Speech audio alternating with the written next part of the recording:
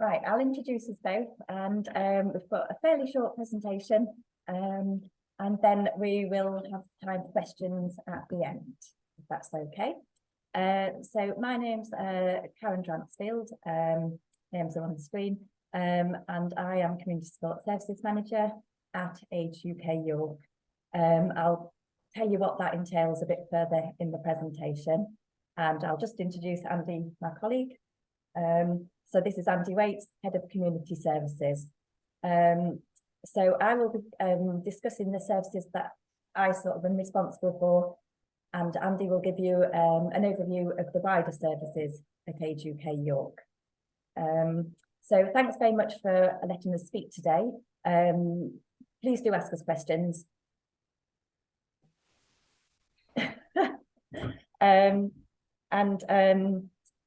Yeah, so please do ask us questions at the end, and we would like you to have the opportunity to ask what's important to you.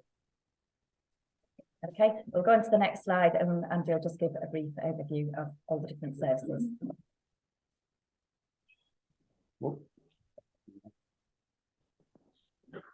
Okay, so the first thing I would say, sorry, I'm told to talk to the screen.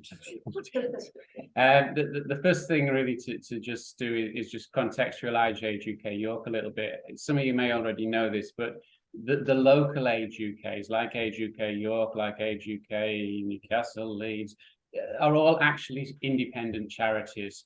They are linked to National Age UK. They're what are called brand partners. And what that means essentially is that we jump through lots of hoops in order to be able to use the logo. We don't get any central funding from them. We do have opportunities to get funding through different schemes that they run, and we can get advice and so on from them. But we are separate charities, and we are responsible for all of our own funding.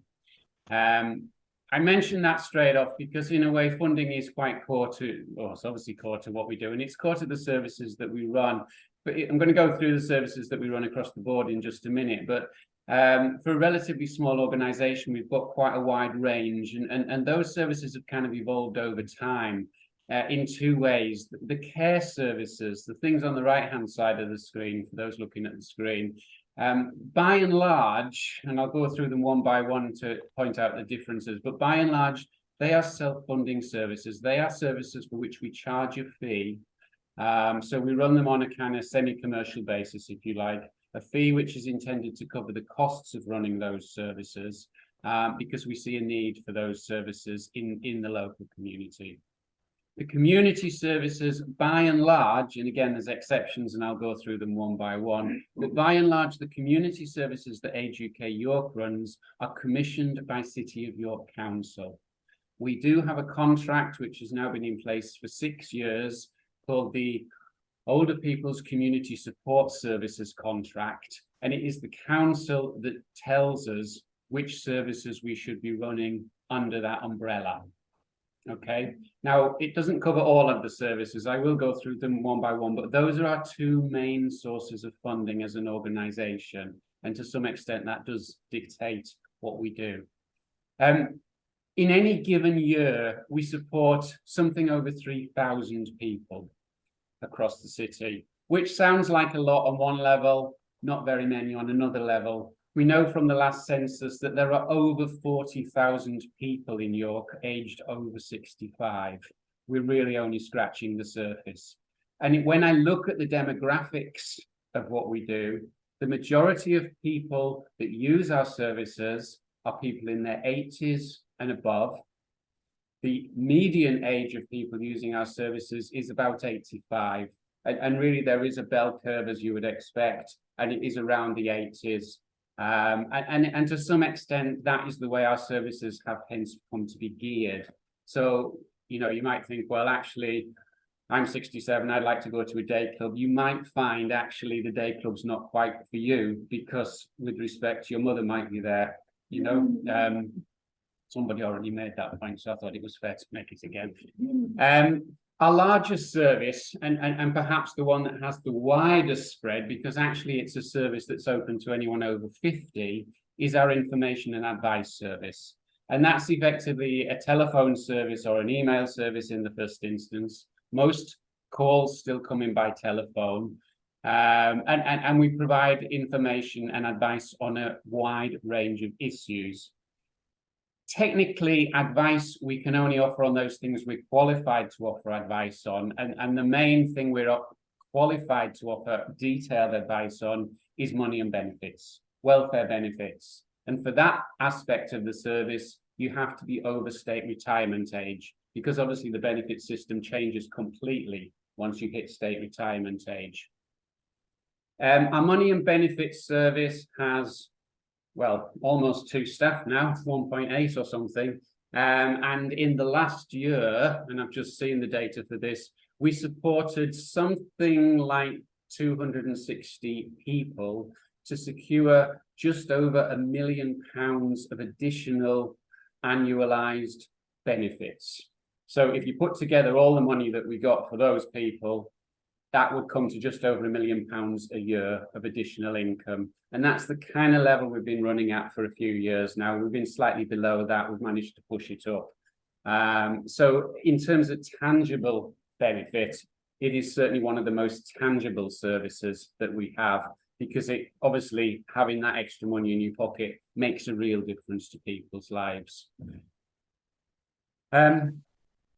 In terms of our other community services, and the information and advice service is commissioned through the Older People's Community Support Service contract, although we do also get some additional funding, particularly on the money and benefits side for that. We run day clubs. We run 11 day clubs at present across the city. We offer just short of 200 places a week to people to attend day clubs. 2 of those day clubs are specifically for people living with dementia. We don't ask that the carers stay with them, so it also provides respite for carers, particularly where they're full-time carers, when people come to our day clubs. Our day clubs run typically between a bit before 10 o'clock till a bit after 2 o'clock, so they're not a long day. But within that, we do also provide a warm lunch. And again, that is something which we're contractually obliged to do by the council.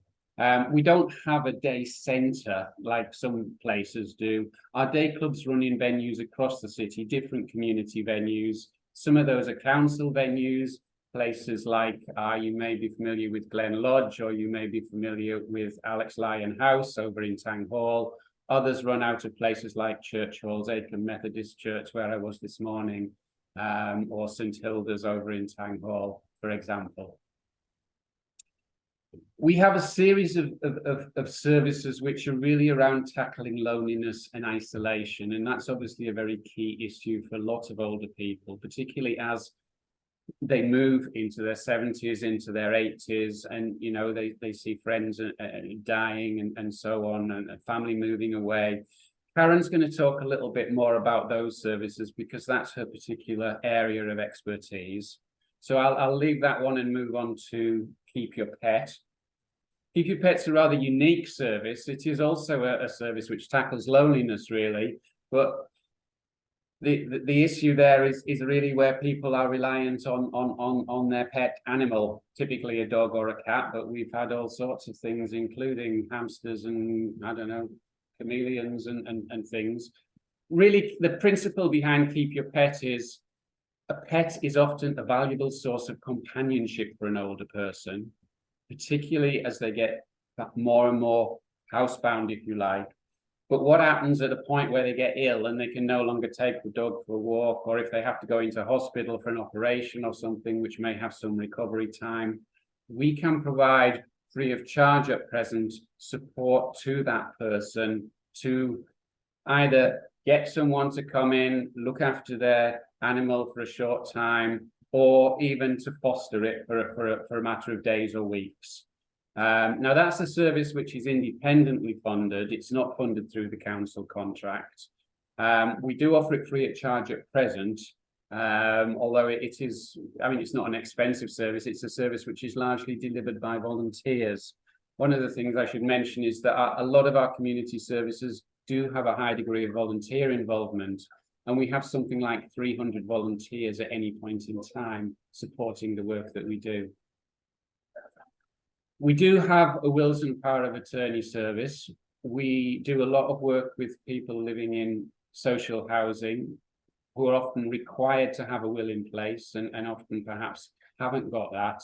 Our focus is, it is a charged for service. We do charge for wills and power of attorney, but we do that at hopefully an affordable price.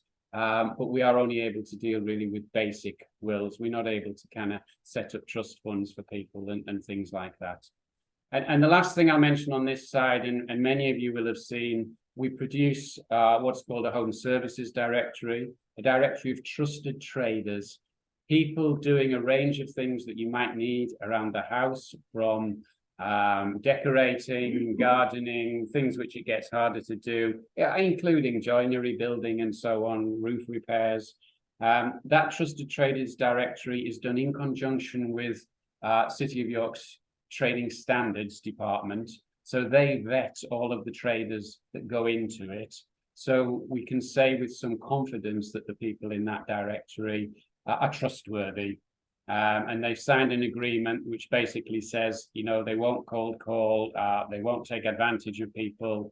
They know exactly what the directory is about. And it gets some very, very positive reviews. So those are our community services, the things that happen out and about in the community, if you like. Our care services, by and large, are more domiciliary. They're more about things that take place in people's houses.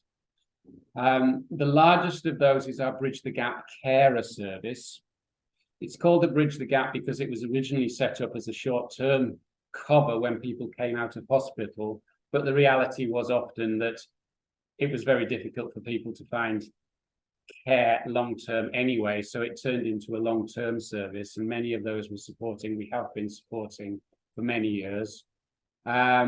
Bridge the Gap is a paid-for service, hopefully at you know, certainly competitive market rates, and I hope perhaps has a slight added advantage over some of the commercial services in that it's coming from the Age UK ethos. You know, it's linked into other Age UK services. So if there are concerns about something, we can escalate those concerns. We don't just leave people. You know, perhaps we go that extra mile, if you like. In Safe Hands provides respite for those people who are full-time carers, who often find it very difficult to get a break, need to get away, whether that's for a couple of hours, whether it's for a full day. We have this carer respite service, which provides support, like I say, primarily to the carer by stepping in as a carer, you know, in the short term, as it were, while the full-time carer gets a little bit of time to themselves, if you like. Again, that's a charged for service. Actually, that one does fall under the Older People's Community Support Services contract. So we're able to offer very, very competitive rates on that one, compared to what you would pay for a commercial service of a similar nature. We then have what we call a home from hospital service, which goes back to what I talked about with Bridge the Gap at the beginning, really. It provides short-term care for people who have been in hospital. We work closely with, this one's actually funded through the NHS. It's about helping people move out of hospital, get them resettled, providing support for up to 6 weeks, dealing with basic stuff like making sure you've got enough food in, getting your shopping in, someone calling in to see you each day, you know, making sure you're able to have a bath or whatever. And providing that short-term support to help people get back on their feet again. And finally, for now, we've also got the Feather Duster domestic cleaning service, which does exactly what it says on the tin, really. It's somebody, the same person coming to your house, could be weekly, could be fortnightly, tidy up, cleaning. Again, the advantage really, I think, over many of the commercial services is that it's linked into the other Age UK services. So if the cleaner, the home helper goes in, has a concern about the older person that they're supporting, they can bring that back to Age UK, and they can, you know, get other services involved where that would be helpful, or they can escalate things to the council or whichever way it needs to go. So really, a fairly rapid overview of what's actually quite a wide range of services for the size of organisation that we are. This is a new service, so it was I came into post in June last year, and the Out and About service started in June last year. So brand new service to help people get out into the community if people were struggling to get out for whatever reason. It's externally funded to Age UK York, so it was funded for a year. So at the moment we're looking for longer term funding. So the idea is that we sort of provide input for whatever reason for people who've been in hospital, had an injury, had a fall. One of the reasons when the service was set up was for people who maybe had become lonely and isolated because of the COVID pandemic, and just, you know, hadn't got the confidence to go out again and just needed some reassurance to get people back out in the community. So it's a whole range of things that we do, and it's we offer the input on a short-term basis. So the staffing for the service, this service isn't done by volunteers, it's done by 2 support workers, and sort of we cover all areas of the city. Next slide. So most of our referrals, so this is just a bit of thought about how the service works. So most of the referrals we get at the moment, so people can refer either via our first call service, which is our information and advice service. The numbers on the leaflets and the website. But a lot of the referrals that we've had for this service have actually come from health and social care professionals. So it's people that they're working with and they've identified, you know, that they're struggling to get out. Some of the people that we've worked with have been completely housebound. Some people have been going out but struggling, or, you know, just very nervous about going out following a fall or something to that nature. So I see all the referrals when they come in, and then obviously they get allocated. Now, we've been able to work without a waiting list for this year, which has been really good. And so once they're allocated, the support worker will contact the person and just discuss about the service, because it's a new service, and just make sure it sort of meets the needs. We'll then go and meet with the person and just check, have a sort of, well, the assessment, we call it an assessment. It's sort of a chat for an hour to an hour and a half to work out what the person's wanting, check any medical needs, check if they understand about the service, and really to make sure what we're doing going forwards. Sorry, I'm just very distracted by the way. So after that, we would talk with the person and just work out what they actually want to achieve. And sometimes it's as simple as trying to get on a bus, trying to go out for a walk, accessing the local shops. So it's all about sort of building the person's independence. It's not providing support per se, like some of the care services. It's more about sort of enabling people to do the things that they want to themselves. So we develop a support plan, and the person gets to keep the copy, and then we sort of review that throughout the time that we're involved with them. So when the service was set up, we hoped that we'd be offering sort of weekly visits generally. Sometimes it's been more than a weekly visit, but we have worked with people a lot longer than the 6 to 8 weeks that we sort of initially set out to work with. So I hope I can talk over the rain now.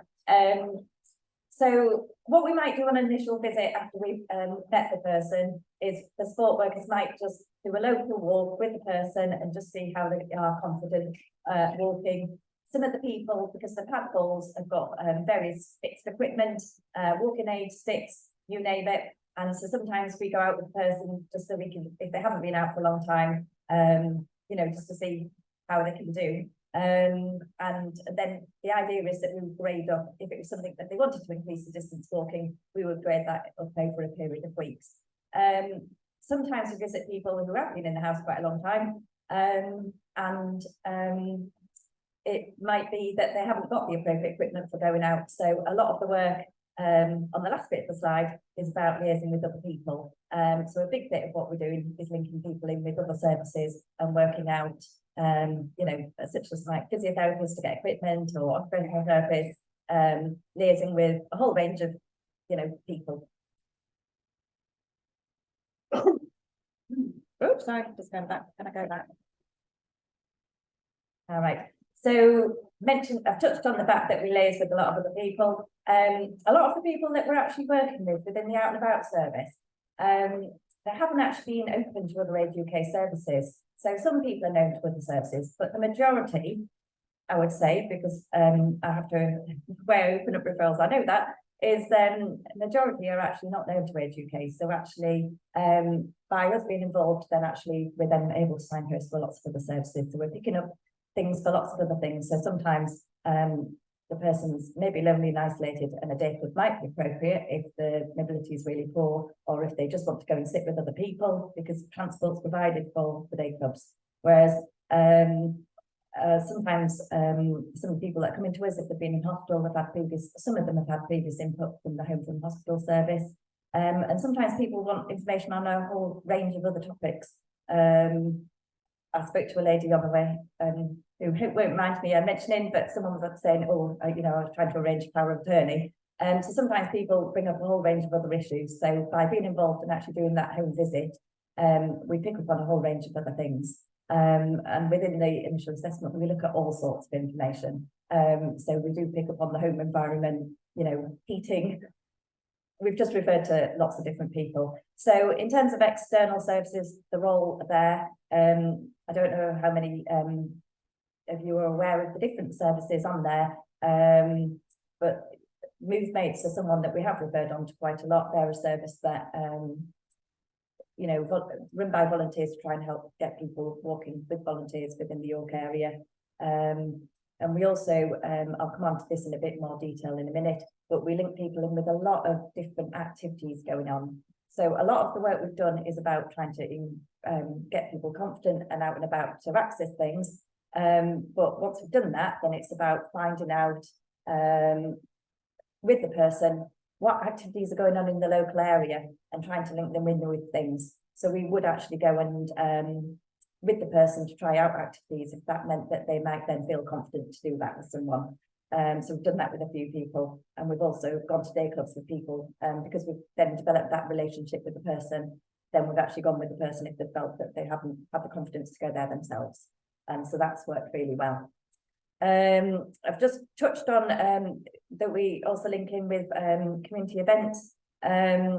I've put on there Westfield Wednesday. That happens. It's an Age UK York event that runs in the Yerkham area on a monthly basis. So at times we've tried to get people to attend that, but we don't just limit where we're trying to link people in with Age UK things. We look on the Live Well site. We do research in the local area. So it's obviously we have the direct time with the client. It's a lot of indirect time that goes into researching what's going on as well. So the next service that some of you, I think, hopefully will be aware of, because a lot of other Age UKs do have these in the country, is the befriending service.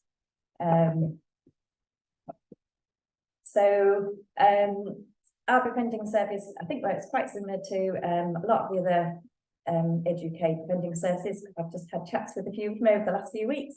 So it's to offer support and friendship. That is the key bit of the befriending service. And it is for people who have very few or no social visitors. And, when you think about it, that's quite a horrible thought to think that people would have no social visitors, but some of the people that we're seeing definitely don't get out and don't speak to anybody in between their befriender visiting.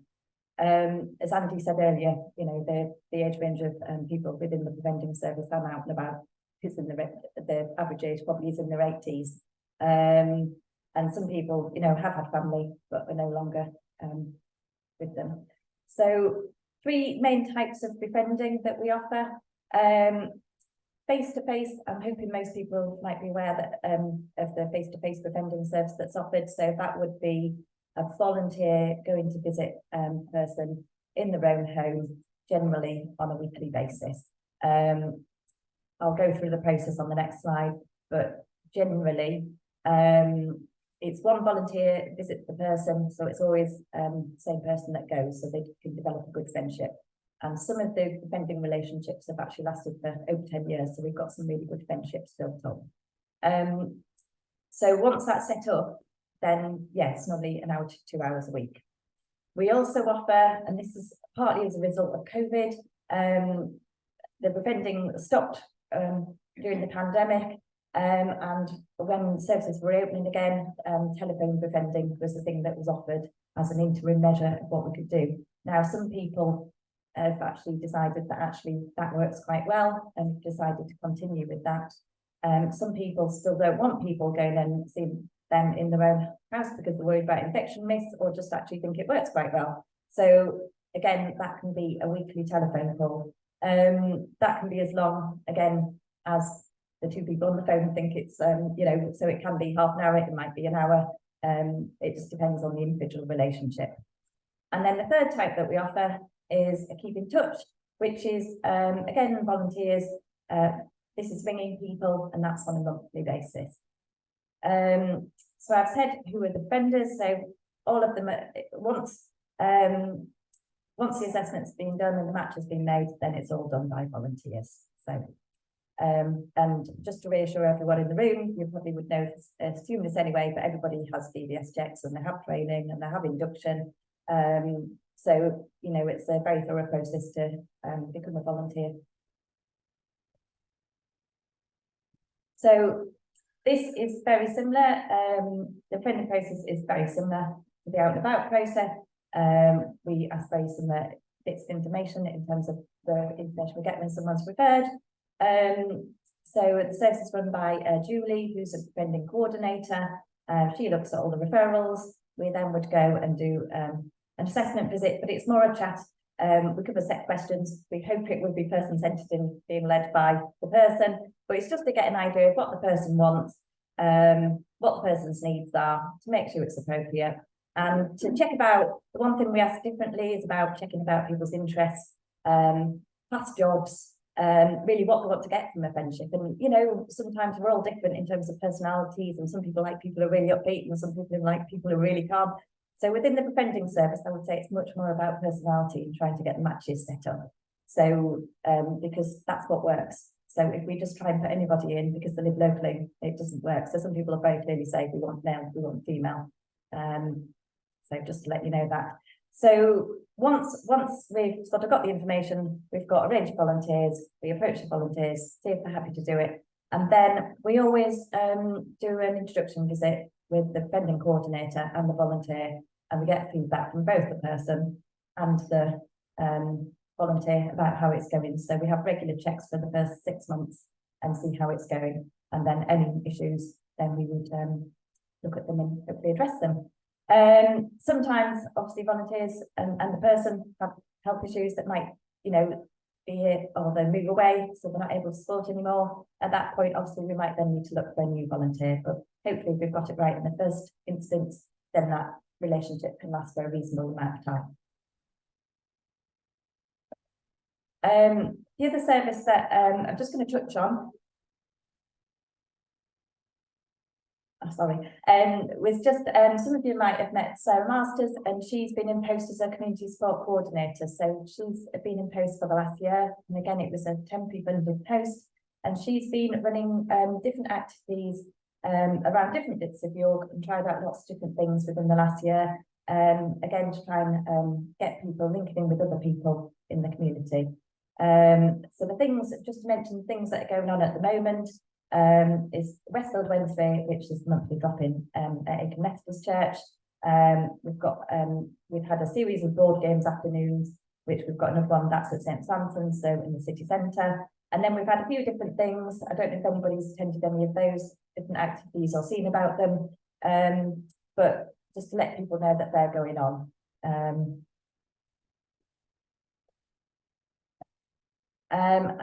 Again, I'm only going to touch on the shopping service. This is a very small service at the moment, and again, it's run by volunteers, and it's designed really to offer short-term support for people if they really can't get their own shopping. Sometimes it's people who've been in hospital and need that bit of support after, but we would then liaise very closely with the Home from Hospital service to check if they could provide support after. Occasionally, sometimes after their sort of 6 weeks of input from the Home from Hospital service, the person's just needed a bit more support before they can get out and get the shopping themselves. And that's when the service has been able to sort of offer that little bit of extra input to get a volunteer to go and do the shopping for a person. So at the moment, for new referrals, it's on hold, but I just wanted to let you know that that is something that is operating at the moment, and hopefully we'll be able to offer that again at some point in the future.